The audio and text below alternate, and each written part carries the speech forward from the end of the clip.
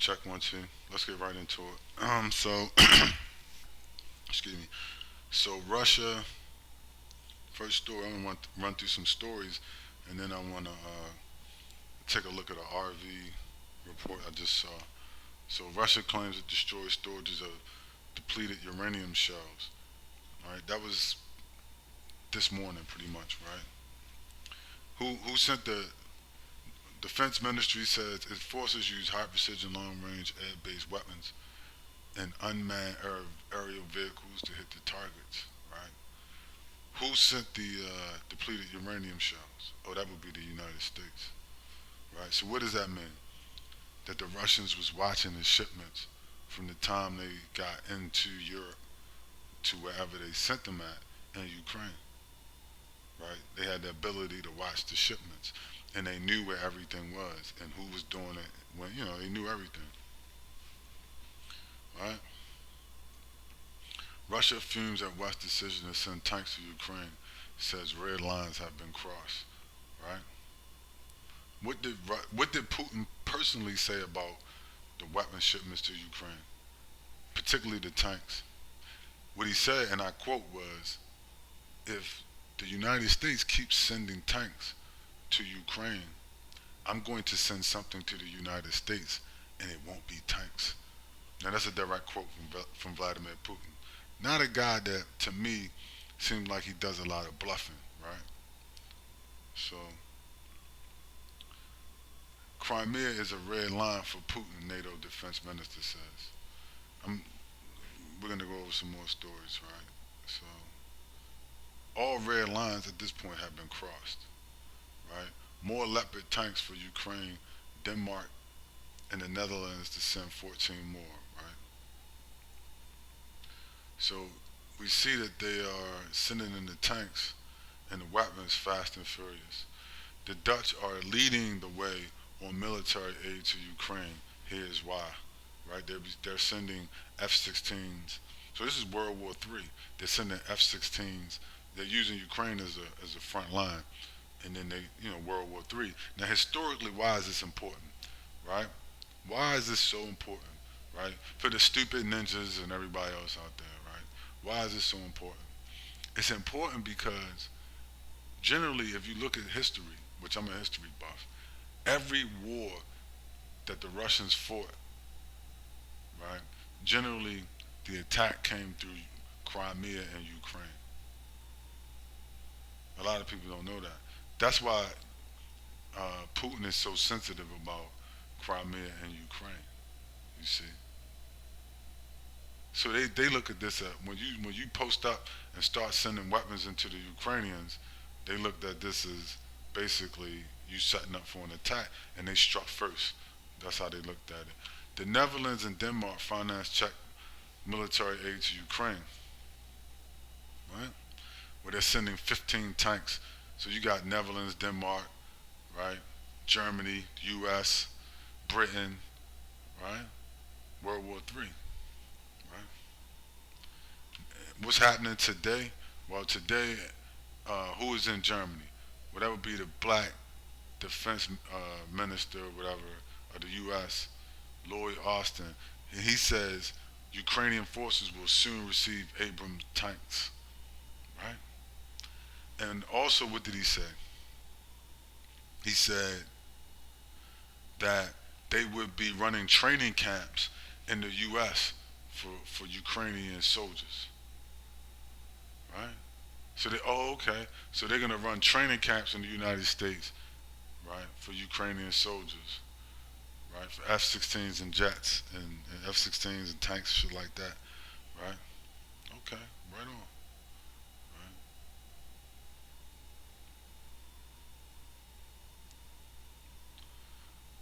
Okay, so they're sending more tanks, tanks and F-16s, right? While Russia destroys their weapons, right? Depleted, they look at depleted uranium as a form of basically nuclear weapons.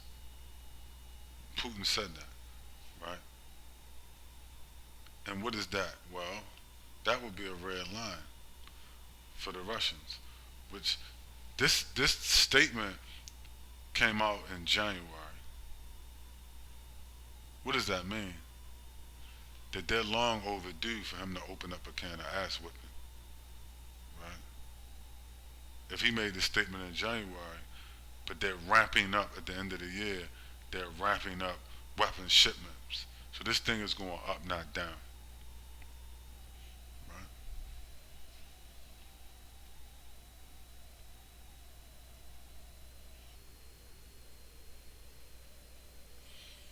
Here we have a story out of the Wall Street Journal, right? Russian Navy shipyard targeted by missiles. Missile strikes in Sevastopol. Two vessels hit. They hit a submarine and another Navy vessel. I believe they said they damaged them beyond repair. Right? This is in Crimea. Right?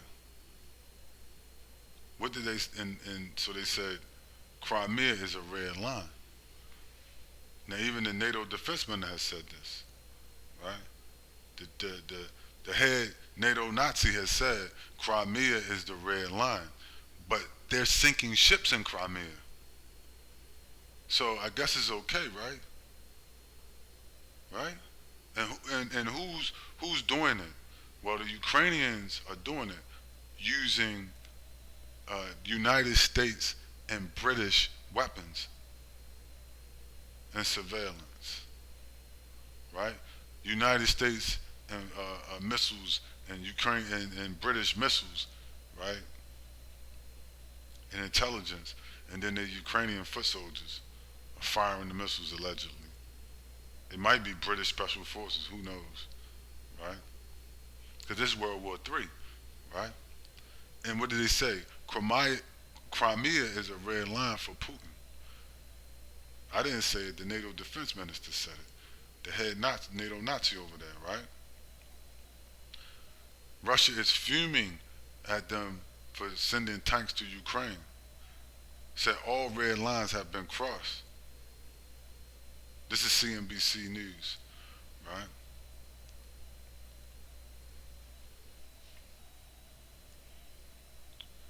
So the Russian embassy in Berlin called German government's decision extremely dangerous, right? They're taking the conflict to a new level of confrontation, you see? But these people are incompetent, don't worry about it, right? Russia expressed mounting fury, right, at the prospect of modern Western tanks being sent to Ukraine, calling it extremely dangerous and saying all previous red lines were now a thing of the past.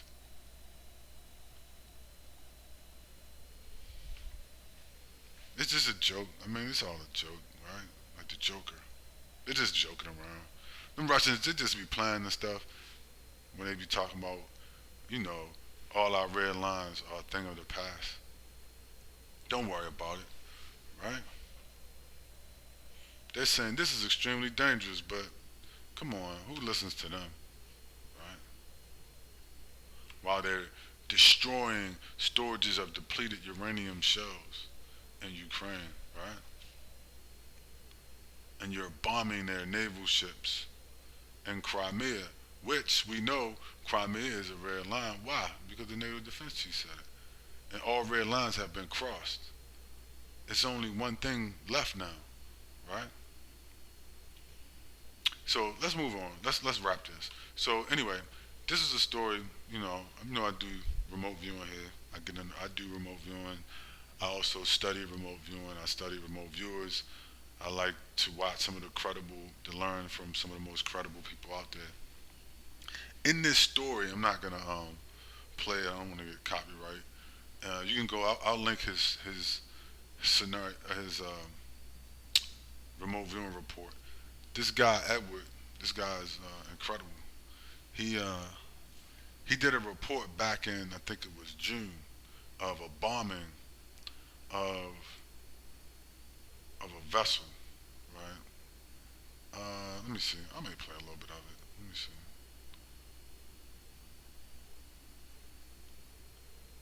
This is a ship, and let me see. I play a little bit of it.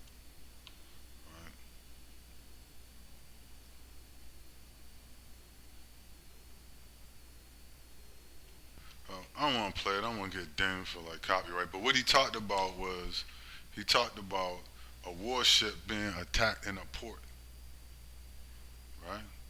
And he talked about depleted uranium, right? As a precursor for a huge event, right? So I'll link the report. You can watch it for yourself. And he did this back in I think January. No, I'm sorry, June, something like that. And so he talked about a couple things that are happening now. One would be that report is about this, something that just happened. A Russian Navy shipyard targeted by missile strikes. Well, that's his report that he saw back in June, right? And then he saw this. He saw something about depleted uranium being blown up. Oh, that happened today. So these two things happen within about 7 days of each other, right? Why am I talking about that? Well, to wrap this up, he said, and that it was they also, well, he said that there would be a huge event after that, and that these were precursor events. He said he could be wrong, but he thinks these are precursor events to a huge event. I would agree, but it's really not. If you look at these events, he nailed it. He talked about depleted uranium, right? And then he talked about the Russian Navy, the Russian Navy shipyard, and the ships being blown up, right? And what do we know about those two things? Well, we do know that this was all in Crimea, and we know that the Crimea is a red line. I'm just saying this is what we know, right? And so, based on what you know, um,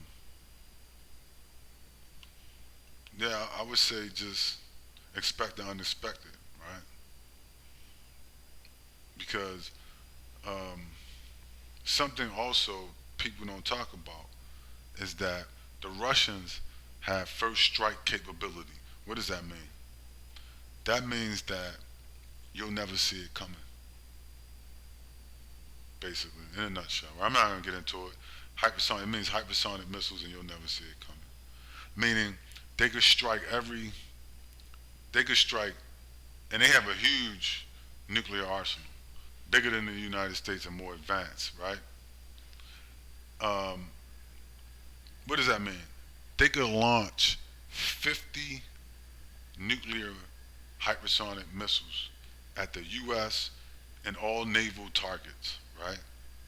And sink the entire U.S. Navy. I'm not saying there wouldn't be a response, a nuclear response, right? That would devastate Russia.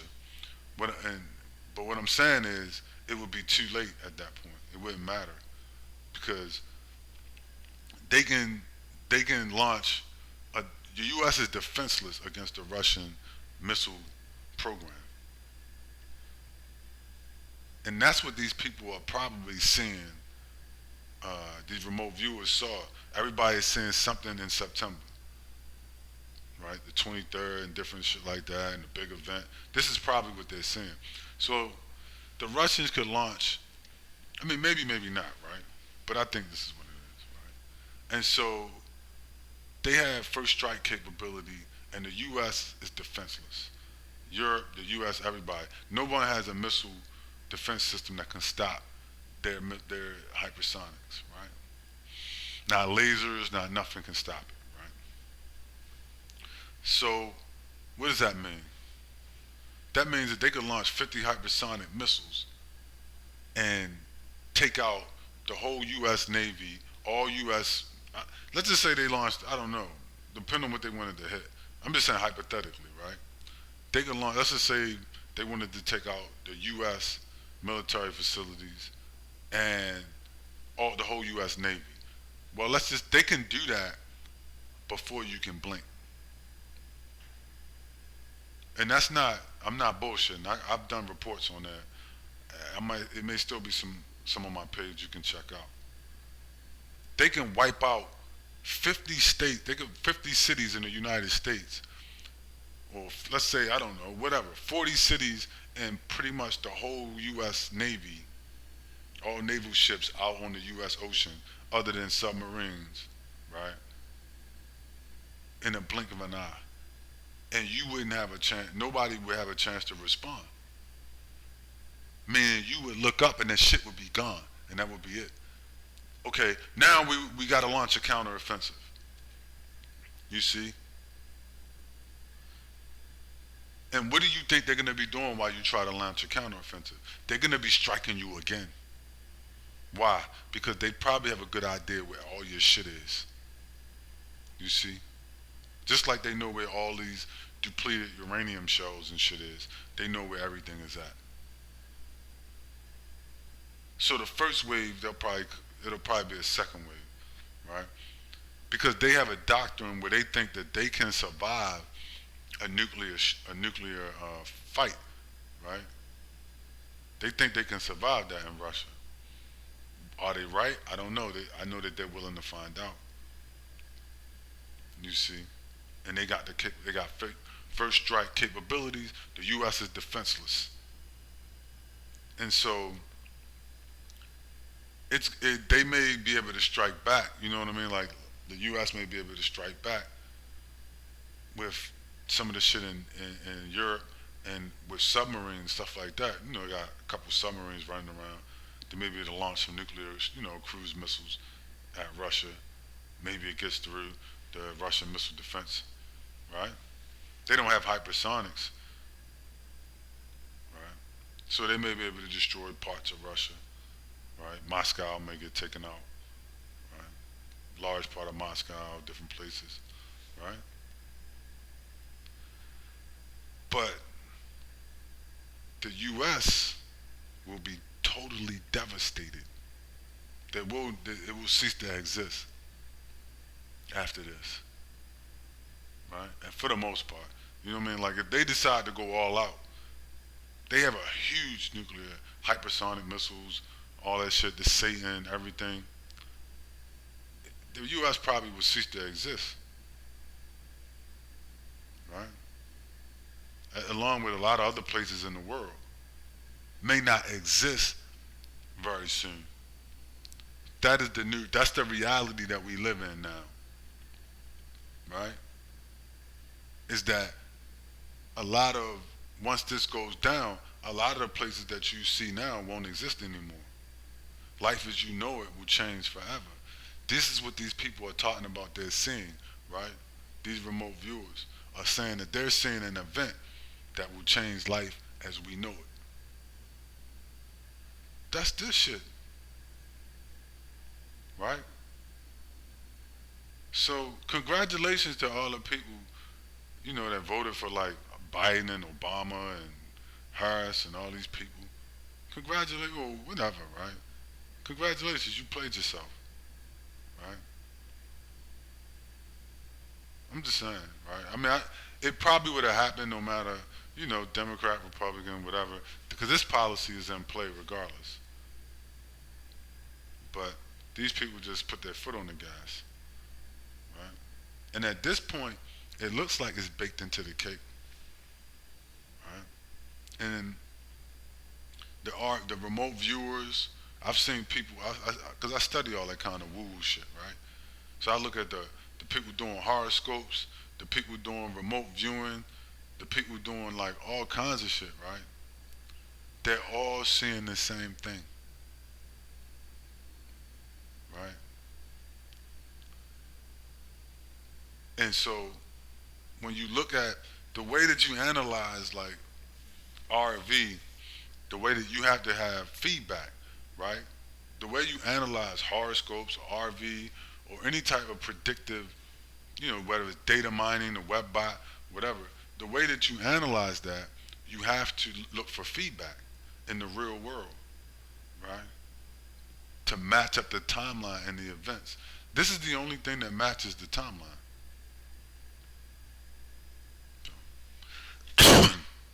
Right? It's the only thing that matches the timeline.